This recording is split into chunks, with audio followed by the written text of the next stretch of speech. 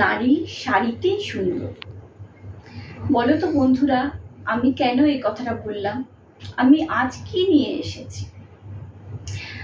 আজ আমি তোমাদের জন্য শাড়ির এপিসোড নিয়ে এসেছি। আমি পাপিয়া দশরূপে দশভুজার এক নতুন পর্ব নিয়ে তোমাদের সামনে হাজির হয়েছি। আমি আজকে বলবো তোমাদের উড়িষ্যার শাড়ি নিয়ে। আমি এর আগের এক এপিসোডে ইটকট নিয়ে বলেছিলাম, আজ বলবো বোমকাই শাড়ি নিয়ে। দেখো, বোমকাই শাড়ি হচ্ছে উড়িষ্যার এক ঐতিহ্যশালী শাড়ি। এই শাড়ি সোনপুরি শাড়ি নামেও পরিচিত। উড়িষ্যার গঞ্জাম জেলার বোমকাই নামক গ্রামে এই শাড়ি প্রথম উৎপন্ন হয়। পরে সুবর্ণপুরে এই শাড়ি তৈরি হয়।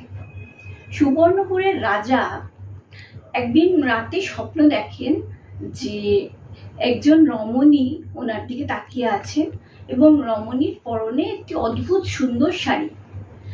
তো রাজার যখন সকালে ঘুম ভাঙে তখন ওনার মাথায় থেকে যায় সেই শাড়ির ডিজাইনটি। উনি তখন ওনার ওই এলাকার সব নামি দামি তাঁতিদের নিয়ে এসে তাঁতিদের কাছে বলেন যে ওই রকম ধরনের ডিজাইনের শাড়ি তৈরি করে দেওয়ার জন্য, এবং অনেক প্রচেষ্টার পর এই বোমকাই শাড়ি উৎপন্ন হয়। আচ্ছা, এই বোমকাই শাড়ি প্রকৃতির বিভিন্ন জিনিস থেকে অনুপ্রাণিত হয়ে এই শাড়ির ডিজাইন হয়। বোমকাই শাড়ির রং খুব উজ্জ্বল হয় এবং কারুকার্য খুব জটিল হয়। খুব নিপুণ হাতে এই শাড়ি করতে হয়।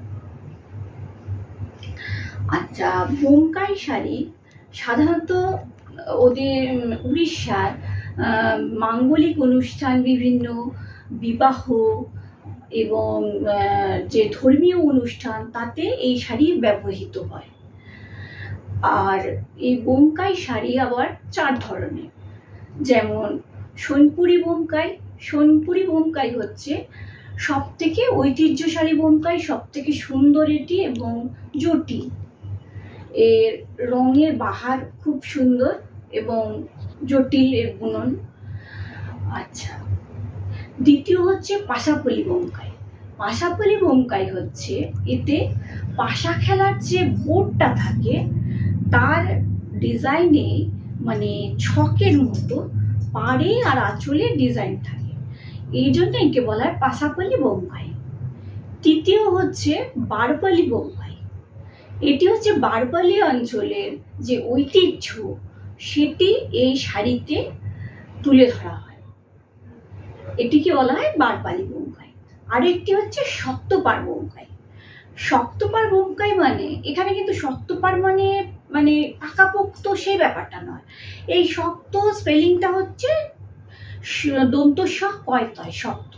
এটি একটি উপজাতির শৈলী, এতে তুলে ধরা হয় বিভিন্ন জ্যামিতিক চিত্র তুলে ধরা হয় এতে, এই বোমকাইয়ে। আচ্ছা, এই বোমকাইয়ে যে সমস্ত রং ব্যবহার করা হয়, লাল রং ব্যবহার করা হয়। লাল রং এখানে বিবাহ এবং উৎপাদনের প্রতীক হিসেবে।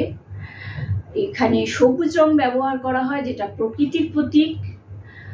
আর সর্ষে হলুদ যেটা, সেটা ব্যবহার করা হয়, যেটা হচ্ছে সন্ন্যাস বা বৈরাগ্যের প্রতীক হিসেবে। এই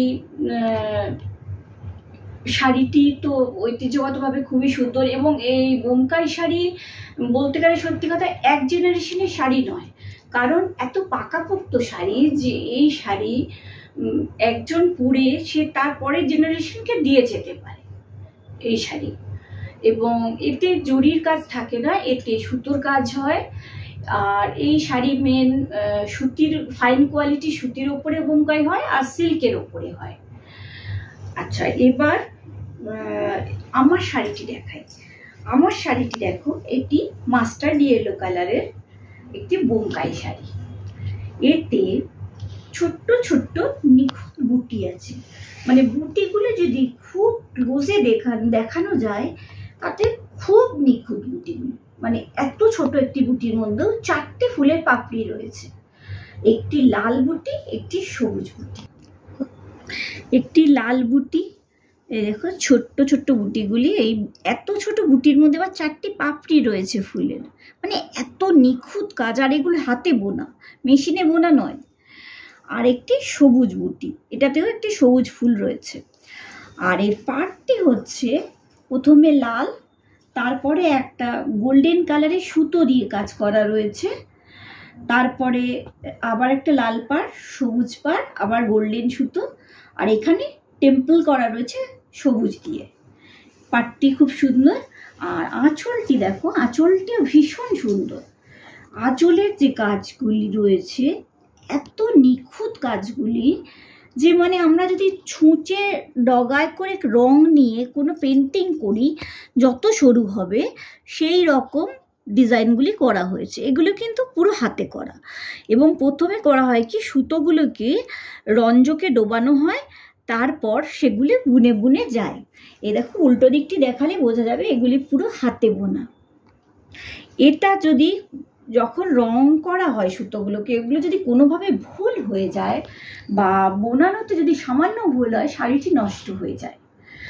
তো যারা বোনে তারা মানে প্রচণ্ড দক্ষ শিল্পী, এবং তাদের এত পারদর্শিতা থাকা দরকার, তবেই বোমকাই বোনা সম্ভব। এটি ভীষণ ভালো শাড়ি, এবং উড়িষ্যার যত শাড়ি আছে বোমকাই সব থেকে ঐতিহ্যশালী শাড়ি। যাই হোক, আজকে এই শাড়ি দিয়েই আমি শেষ করছি। অন্যদিন অন্য কোনো আবার শাড়ি নিয়ে বা রেসিপি নিয়ে তোমাদের সামনে আসবো। আজ চলি।